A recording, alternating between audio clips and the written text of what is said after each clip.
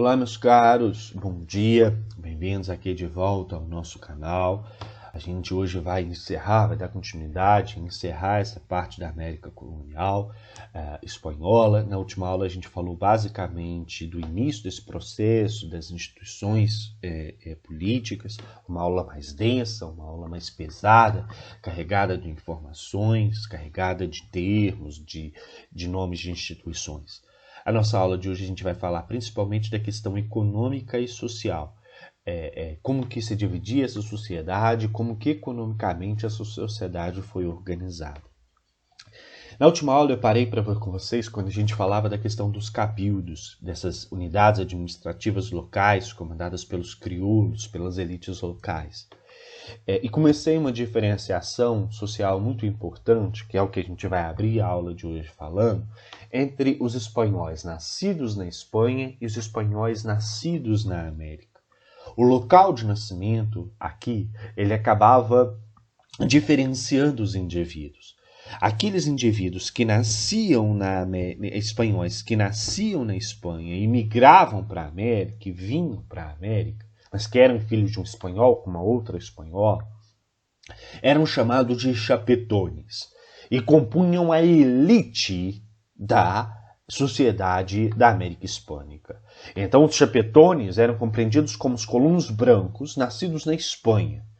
E eram os únicos que podiam participar do comércio externo, então que poderiam estabelecer essas relações comerciais com a Europa, que poderiam explorar as riquezas, explorar o ouro e ocupar os cargos da administração, os altos cargos da administração colonial, que podiam participar da questão da Casa das Contratações, que poderiam tomar as decisões ali nas audiências, que podiam participar do Conselho das Índias, que podiam estar presentes na questão dos vice-reinos. Então eram eles que ocupavam os altos cargos, eram eles que participavam dessa alta estrutura hierárquica e governamental espanhola dentro da América. Então eles estavam no topo, e o que diferenciava eles era justamente o local de nascimento. Os filhos de espanhóis nascidos na América, filhos de espanhol com espanhola, então filhos de europeus nascidos na América, eram chamados de crioulos. Eles se diferenciavam dos chapetones pelo local de nascimento e eram vistos como inferiores justamente por terem nascido dentro do continente americano. Esses crioulos, eles compunham parte dessa elite. Eles estavam ali lado a lado com esses chapetones na elite, mas os chapetones ainda eram superiores a eles porque podiam ocupar os altos cargos da administração e esses crioulos não. Esses crioulos eles podiam possuir terras e minas, mas não podiam atuar no comércio externo e nem ocupar postos importantes da administração. Os únicos cargos políticos que os crioulos podiam assumir eram os cargos de mandatários locais nesses cabildos. Eles não podiam passar disso, eles não podiam exercer outros cargos políticos que não esses, e nem podiam participar do comércio externo, não podiam vender para a Europa. Poderiam ser mercadores locais, poderiam ser donos de minas, mas sempre iriam depender dos chapetones para poder fazer esse movimento de mandar para fora, de exportar os seus produtos. Ah, professor, será que os crioulos não contrabandeavam, não vendiam de forma ali por baixo dos panos para a Inglaterra, para a França? Lógico que o faziam. Mas se fossem pegos, iriam sofrer sanções por essas suas atitudes, iriam ser julgados nas audiências, iriam ter que arcar com as consequências pelos seus atos, porque legalmente eles não podiam fazer isso. Os filhos de espanhóis com nativos, os filhos de espanhóis com indígenas, eram muito comuns nessa sociedade. Por quê? Quando a gente fala de colonização da América, a gente tem que entender, eu já chamei a atenção disso para vocês quando a gente falava da questão da América Portuguesa, que o processo de colonização ele é um processo essencialmente masculino, ele é um processo feito por homens. Então esses homens, quando vêm para a América, eles vão constituir família aqui, mas vão constituir família com gentios, com homens da terra, com nativos. geralmente escolhem os nativos que já tinham passado pelo processo de evangelização, de aculturação, que já estavam ali inseridos na lógica cultural europeia e católica, mas mesmo assim, esses nativos que tinham passado pelo processo de evangelização, que já tinham os hábitos culturais europeus, eram vistos como inferiores. E os filhos desses espanhóis com esses nativos eram chamados de mestiços.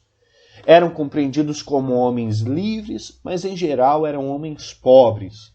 Eram homens que não podiam ocupar os altos cargos da administração.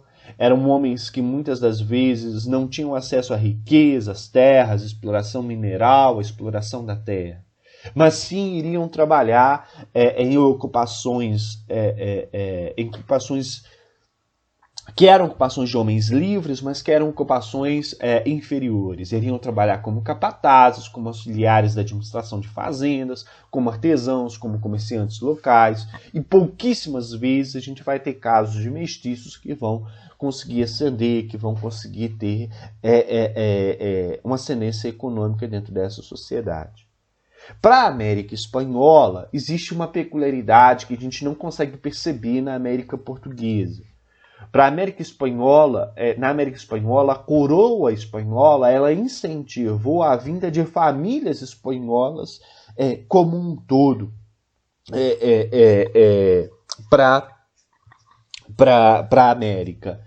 É diferente do que acontece com a América Portuguesa. Na América Portuguesa, a gente só consegue perceber esse incentivo quando os portugueses têm interesse em dominar a região de Sacramento, ali ao sul, que depois acabou ficando com a Espanha, ali às margens do Rio do Prata. É o único momento em que a gente consegue perceber o incentivo do governo português na vinda de famílias portuguesas por completo para dentro da América.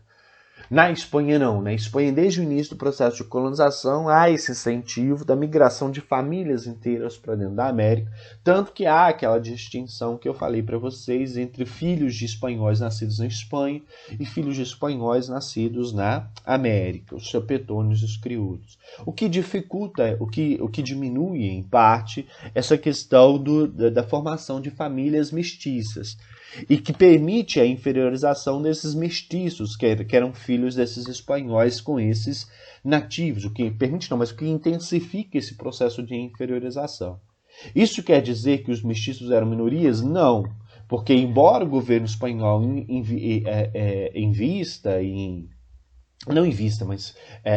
incentive essa vinda de família, a gente vai ter uma colonização que ainda assim é feita em sua essência por homens. Então esses homens livres pobres, esses homens mestiços, eles vão ser grande parte dessa sociedade que vai existir. E grande parte da sociedade da América Hispânica ela é formada justamente por essa junção entre espanhóis e nativos. No que tange a questão indígena, os índios vão estar abaixo dos mestiços na pirâmide social da América Hispânica. Então eu tenho os chapetones lá no alto, do topo, embaixo eu tenho os crioulos, no meio eu tenho os mestiços, e abaixo dos mestiços eu tenho os indígenas. E os indígenas vão ser, diferente daquilo que acontece na América Portuguesa, vão ser a maioria da mão de obra utilizada na América Hispânica. Na América Hispânica acontece uma peculiaridade. Poucas são as localidades onde a gente vai ter prioridade dada à questão da escravidão africana. A gente vai ter algumas colônias na região das Antilhas, o Haiti é uma delas, depois as Antilhas francesas a gente também vai ter exploração muito da mão de obra escrava africana. No que tange a questão da América Hispânica, México, Peru, a província do Rio do Prata, a gente ali vai se estabelecer uma exploração principalmente da mão de obra indígena. Por que os espanhóis, a princípio, vão priorizar a mão de obra indígena? Porque o objetivo da colonização espanhola, num primeiro momento, não era a questão da agricultura, diferente do que acontece para a América Portuguesa, mas sim a questão da exploração das minas. E as tribos nativas elas já conheciam onde estava o ouro, onde estava a prata, e técnicas de exploração desse ouro, exploração da prata. Portanto, os espanhóis vão fazer uso da mão de obra servil indígena. Por que eu não estou falando de mão de obra escrava? Porque, embora a gente trate a questão da escravidão indígena na América Hispânica, em alguns casos, a utilização da mão de obra, embora se aproximasse da escravidão, não era efetivamente aquela característica da escravidão clássica como a gente estudou na questão da América Portuguesa. Então, diferente do que acontece com a América Portuguesa, na América Espanhola, a gente vai ter a ampla utilização da mão de obra indígena, tanto na agricultura quanto na mineração.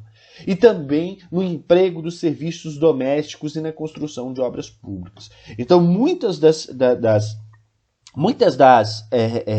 atividades que na América Portuguesa eram desempenhadas por escravizados africanos, por africanos escravizados, melhor me expressando, na América Hispânica era desempenhada por indígenas. Por isso, de certa forma, quando a gente vai em países como Peru, como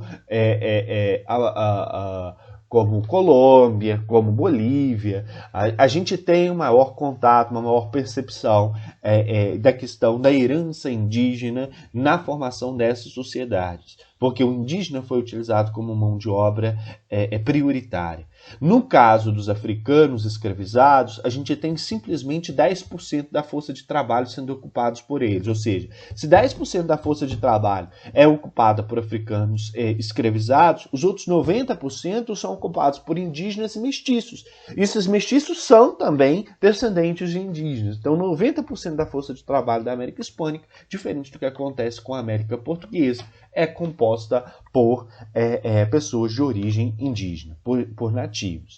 A mobilidade social nessa pirâmide ela era quase nula, ela praticamente inexistia. Então, geralmente, se você nascesse chapetone, você morria chapetone. Se você nascesse crioulo, morria crioulo. Se você nascesse na condição de mestiço pobre, você morria mestiço pobre.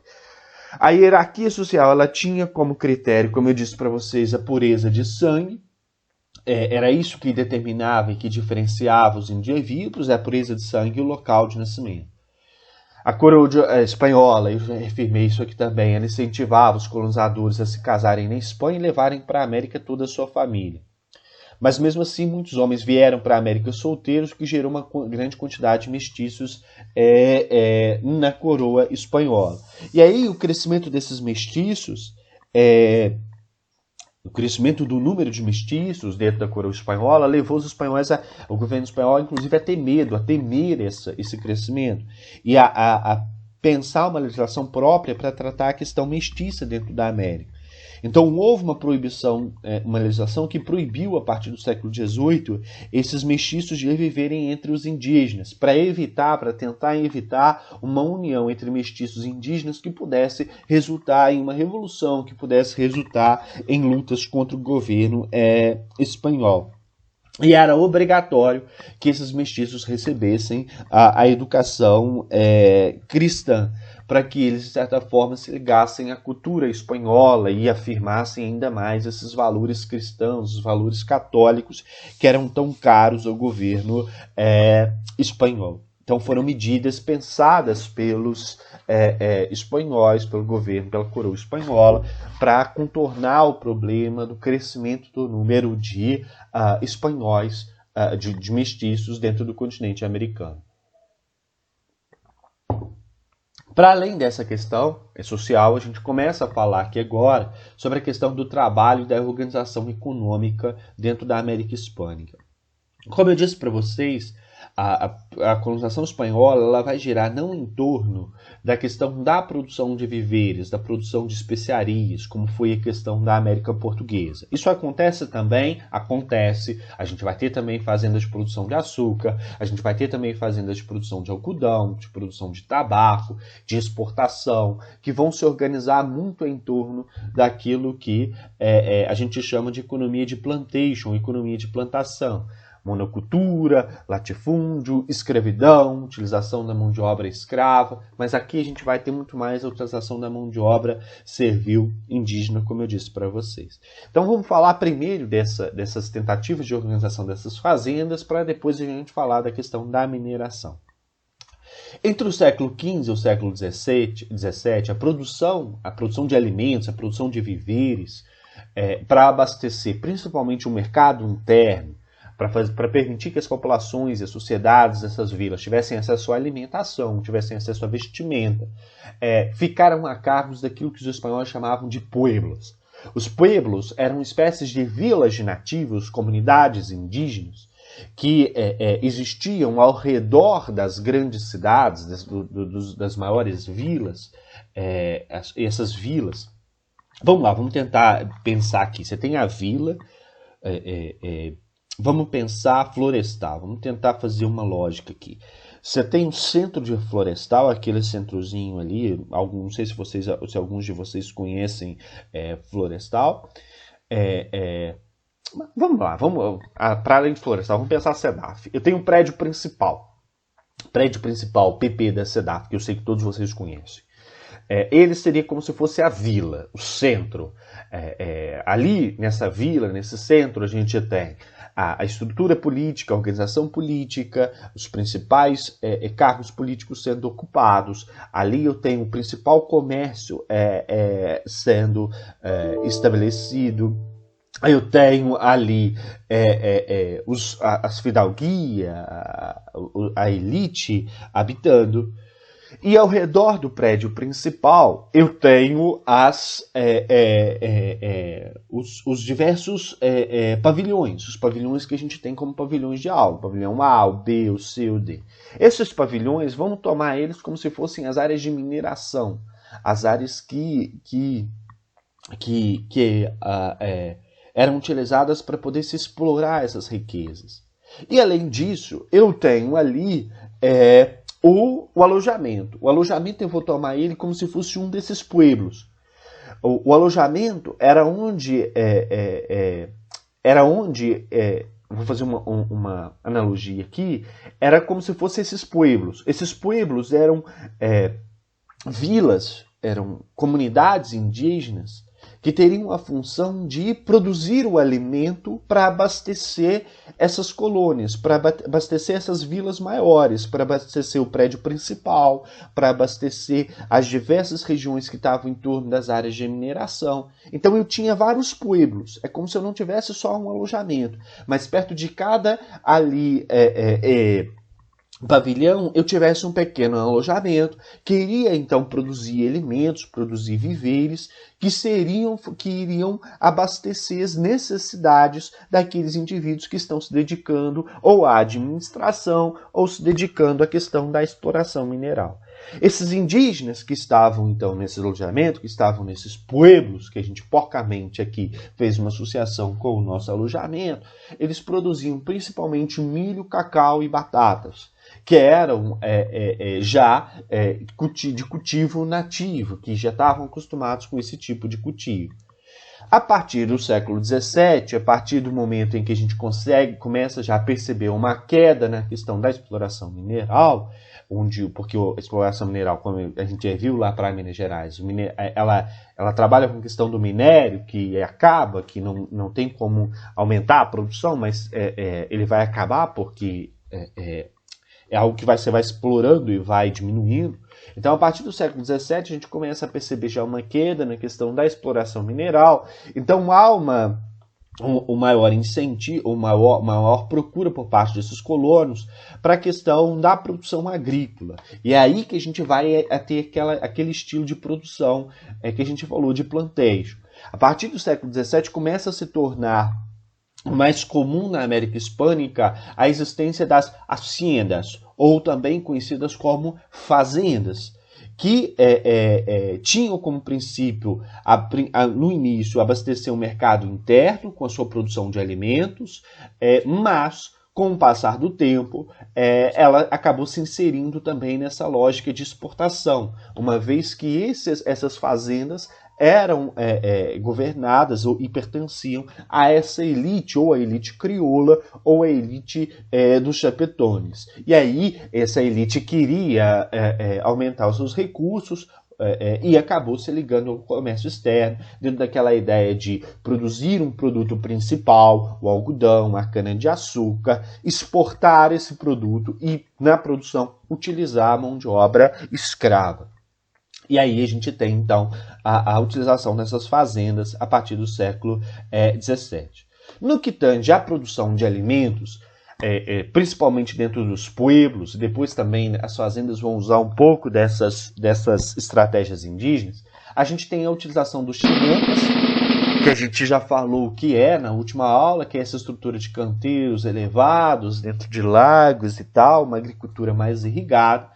E mais na região da América do Sul, a gente tem um sistema de terraços que também vai ser utilizado, que já era desenvolvido, que já era aplicado pelos nativos antes mesmo da chegada dos europeus dentro dessa região. E a mineração? A mineração, e aí que a gente parte para a questão que é a mais importante na América Hispânica, era a atividade que desde o início despertou a atenção dos espanhóis dentro do continente americano. Era a atividade mais importante, era aquela que fornecia riquezas imediatas, que estava relacionada ao bulionismo que a gente falou, à exploração mineral e acumulação de riquezas por parte da coroa espanhola. As minas, elas não eram privadas, essa é uma diferença para a questão da exploração mineral da América Portuguesa, de Minas Gerais. Então, as minas elas não pertenciam ao indivíduo que explorava essas minas. Essas minas elas pertenciam à coroa espanhola, porque havia a compreensão de que os colonos eles tinham direito à terra, mas eles não tinham direito ao que estava debaixo da terra. O subsolo ele pertencia à coroa e não a um indivíduo. Então, tudo aquilo que era encontrado no subsolo, todas as riquezas encontradas no solo, pertenceriam à coroa portuguesa. Portanto, as pessoas que queriam explorar a mineração recebiam concessões dessa coroa para poder explorar. Porque, embora as minas não fossem privadas, não pertencessem aos indivíduos, a coroa espanhola também não queria se incumbir dessa exploração mineral. Então, ela quase que privatizava isso. Ela concedia a alguns contratadores, a alguns mineradores, a alguns nobres europeus, o direito de explorar economicamente aquela área. Explorar não só a questão mineral, mas explorar também o comércio, explorar também outras riquezas que pudessem sair dessa região. E aí, então, esses indivíduos que vinham para explorar acabavam tendo que pagar impostos para a coroa portuguesa. Então, era da mesma forma que os portugueses, para a coroa portuguesa, para a coroa espanhola, da mesma forma que os portugueses exploravam a mineração a partir da cobrança de impostos, a Espanha vai fazer o mesmo. O ouro ele vai movimentar a economia da Espanha nos primeiros anos, e aí nos primeiros anos eu estou falando dos primeiros séculos de colonização, principalmente no século XVI e XVII. A primeira forma de exploração do ouro é o ouro de aluvião, aquele ouro que estava ao redor dos rios, na margem dos rios, e era o ouro de mais fácil exploração. Eu não vou parar aqui para diferenciação, porque a gente já falou disso quando falávamos de Minas Gerais. E aqui tem um erro, olha, o professor na hora de digitar errou aqui na hora da digitação. A gente pode até parar aqui e dar uma corrigida para não ter dúvida. Esse ouro de aluvião ele era explorado principalmente pela mão de obra indígena, e uma mão de obra indígena preferida era a mão de obra feminina. Porque era mais barata? Não, mas porque compreendia-se que essa era uma tarefa que era executada pelas mulheres entre as tribos indígenas.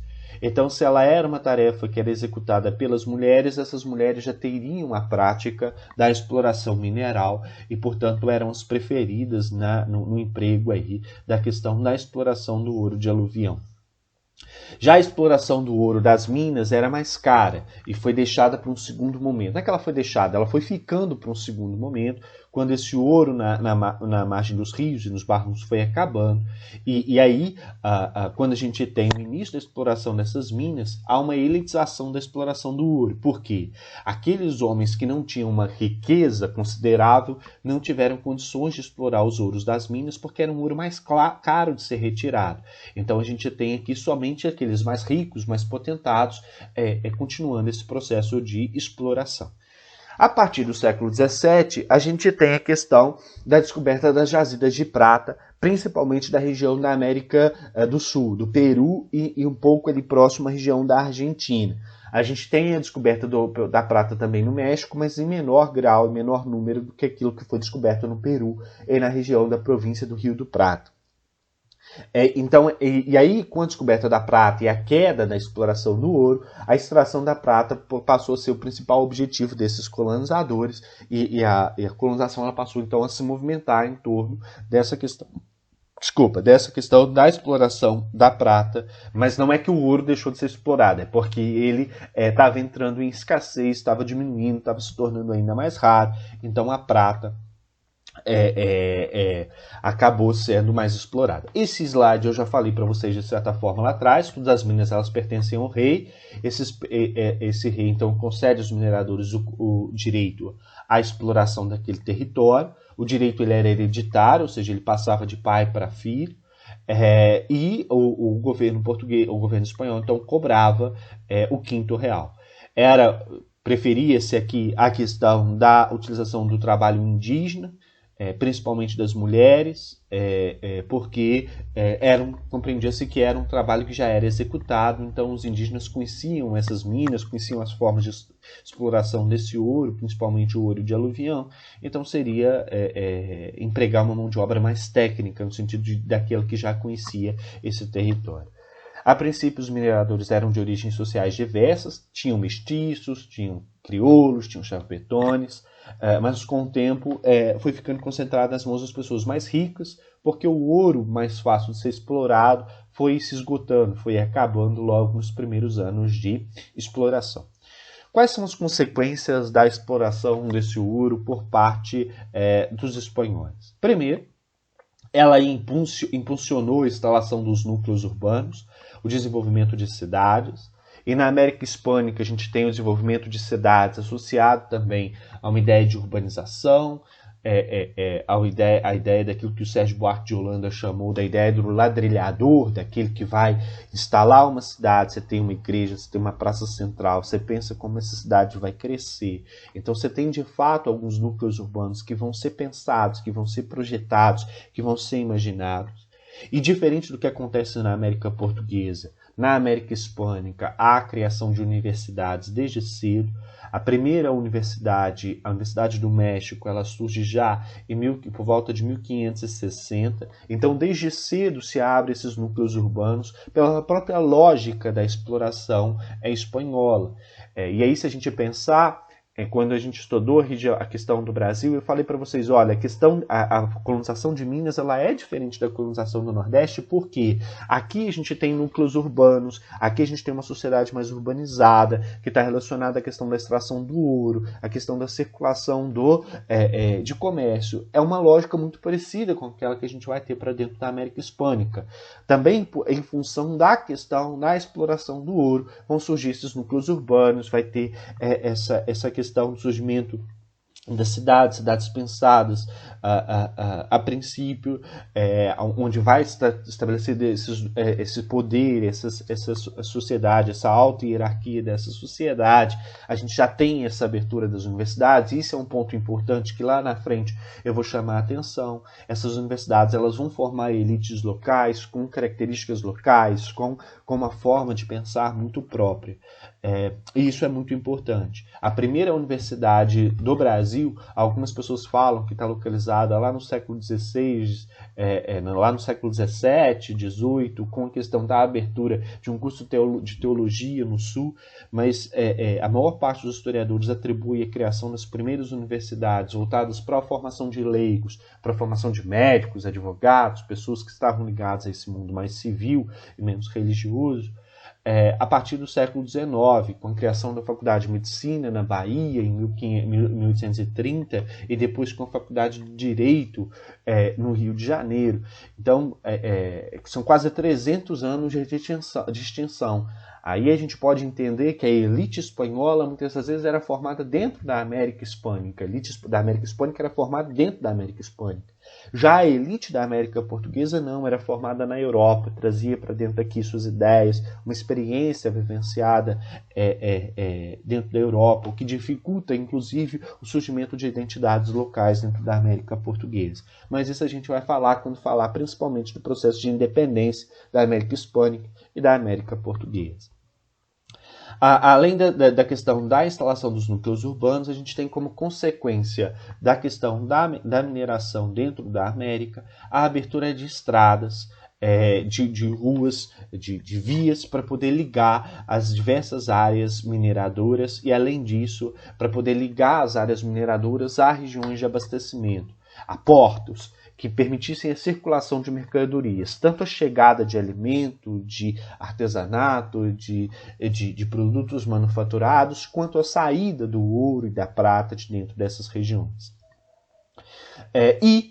Uma consequência indireta da questão da colonização espanhola na América é o aumento da inflação no continente europeu. Isso pouco se fala, mas chegou tanto ouro e prata vindo da América Hispânica que os preços dos produtos na Europa subiram absurdamente, porque a inflação está relacionada com a questão do dinheiro em circulação. Quanto mais dinheiro eu tenho em circulação, mais o dono do mercado vai aumentar os preços dos seus produtos. Então, por exemplo, eu tenho um arroz a R$40. Logicamente que isso está relacionado a uma outra lógica de mercado, uma lógica muito voraz do mercado recente, mas se eu tenho muita procura por aquele produto, porque as pessoas estão com dinheiro e podem comprar, e o dono do mercado sabe que as pessoas têm dinheiro e vão comprar, não é o caso de agora, logicamente, agora falta dinheiro e o preço está nas alturas. Mas a inflação ela está relacionada a isso. Quando eu tenho muito dinheiro e o dono do mercado sabe que a pessoa tem muito dinheiro, ele eleva o preço de um produto para poder aumentar a sua margem de lucro. E é isso que acontece na Europa. Quando tinha muito dinheiro em circulação, logicamente que esse dinheiro estava na mão do povo? Não. Esse dinheiro estava na mão de uma pequena elite europeia. Mas as pessoas sabiam que esse dinheiro estava em circulação, então o preço dos produtos ele acaba elevando. O ano que vem, quando a gente voltar no presencial, essa é uma discussão mais densa de se fazer em questão de inflação, entender esse mercado. A gente vai ter uma aulinha falando sobre inflação, sobre o mercado cambial, quando a gente for falar de Primeira República no Brasil. E aí a gente tem as formas de trabalho e as formas de organização desse trabalho. Mas como esse é um tema mais denso, um tema mais importante aqui para a gente falar, a questão da organização do trabalho indígena na América Hispânica, eu não vou adentrar nele agora porque a gente já está no avançar da nossa aula. Na nossa próxima aula a gente encerra essa questão do trabalho no primeiro momento da aula e abre já falando da América Inglesa, da colonização dos Estados Unidos. Então na próxima aula a gente vai ter 2 assuntos e aí vai necessitar de vocês um pouco mais de atenção, um pouco mais de dedicação, tá bom? Por hoje eu agradeço a atenção de vocês, desejo a vocês uma boa aula. Conforme dito na segunda, hoje a gente não tem atividade avaliativa, porque essa semana é uma semana mais light, mais tranquila. Eu quero que a gente comece, estamos começando o terceiro bimestre, tá bom? Obrigado pela atenção. Qualquer dúvida, estou lá no Meet para a gente conversar e tirar as dúvidas, tá bom? Obrigado. Boa aula.